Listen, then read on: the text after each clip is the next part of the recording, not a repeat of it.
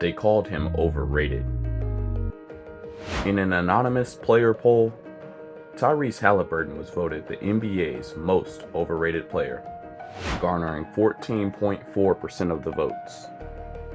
But as the 2025 playoffs unfolded, Halliburton didn't just respond. He transformed.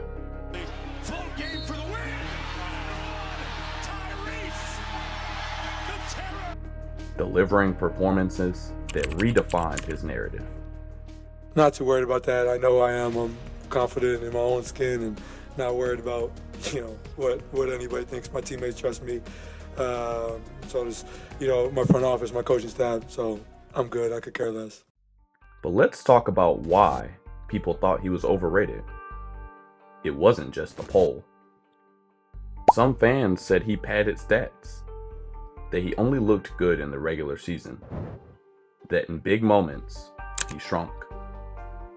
In last year's playoffs, Indiana got bounced in 5 games.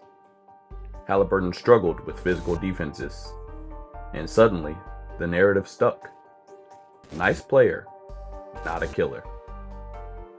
I don't know. There was like 3 different occasions where I dribbled the ball off my foot today. I don't know what happened. Yeah, it's frustrating because that's not something that happens normally for me. But nobody forced it. I just dribbled the ball off my foot. So frustrating. Drafted 12th overall by the Sacramento Kings in 2020. With the 12th pick in the 2020 NBA Draft, the Sacramento Kings select Tyrese Haliburton from Iowa State University. Halliburton's journey has been marked by rapid growth. So far. Not anymore, Tyrese. Can't finger roll. Traded to the Indiana Pacers in 2022, he quickly became the team's cornerstone. This is contagious. And Halliburton for 3. It's the hustle play by Neesmith. In the 2024-25 regular season, he averaged 18.6 points and 9.2 assists per game, ranking 3rd in assists league-wide. His efficiency stood out with shooting splits of 47% from the field, 38% from 3, and 85% from the free throw line, culminating in a 61.6% true shooting percentage. Let me take you back. First to Milwaukee, Game 5. The Pacers had the Bucks on the ropes, but it was still anyone's game, until Tyrese Haliburton blew past Giannis and laid in the series winner with 1.3 seconds left in overtime.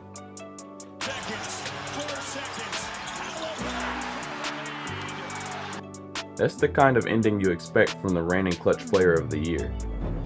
Not a guy the league just called overrated.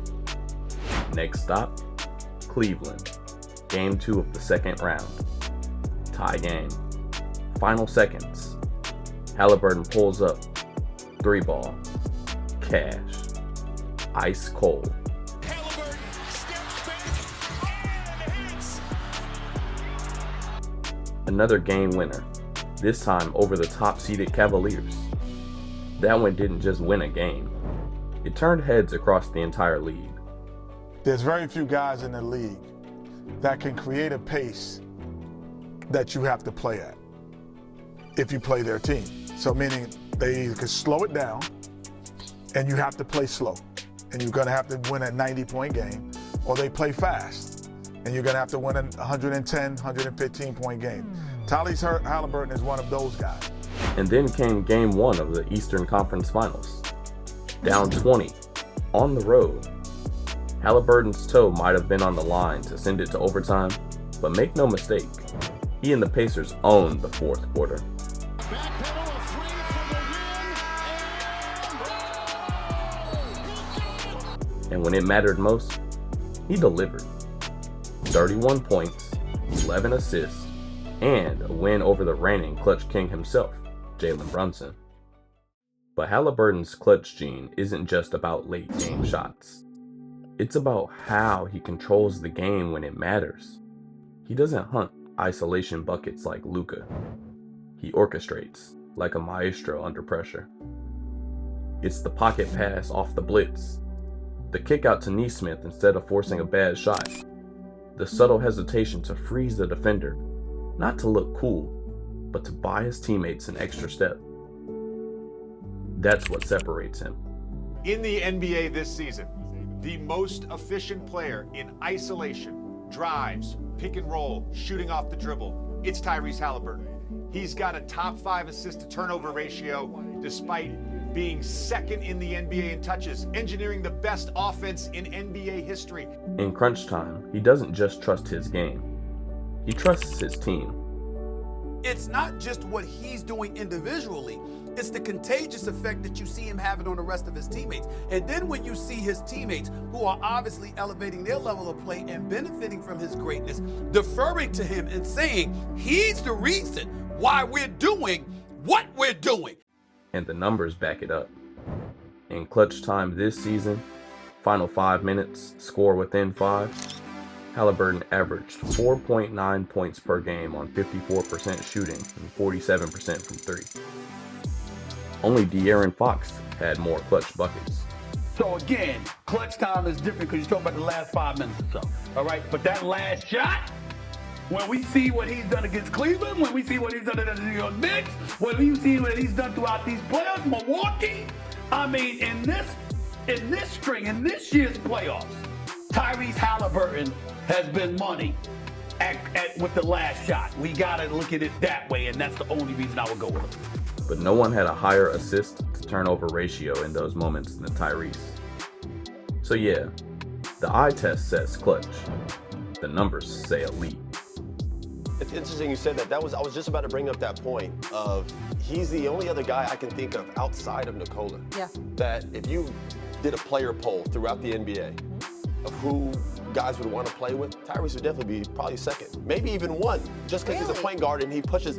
The way he plays, he gets hockey assists half the time. He makes plays not even get to get the assist. He makes it just because it's the right play, to push the tempo. Everyone in that team eats. Everyone that plays eats. So, how clutch is Tyrese Haliburton really? If you're asking me now, he's no longer the underrated genius or the overrated role player. There's a difference between being overrated and liked. He is one of those players that they possibly don't like the way, because he agitates. He does the Dame time. He's not physically intimidating, but he gets the job done. If you want your team to run, he's going to run it the best. He's the guy who's rewriting the story, one possession at a time. And if this is the kind of pressure he's thriving in now, who knows what's next? After also taking Game 2 the other night, with just 2 more wins, he's in the NBA Finals. So I thought we had a great conversation there after the game about it. We got to lock in and take care of Game 3. Everybody knows Indy 500's on the same day, so we'll have some rowdy fans, maybe a little intoxicated. Who knows how it'll get out there? It'll be a lot of fun. I think they call it Pacers and Racers. It's my first time experiencing it, so it'll be a lot of fun. I'm really looking forward to it. Want to see who he just outdueled? Watch How Clutch is Jalen Brunson really? Or go back to where it started, with has Giannis played his last game for the Bucks? The revolution's just getting started.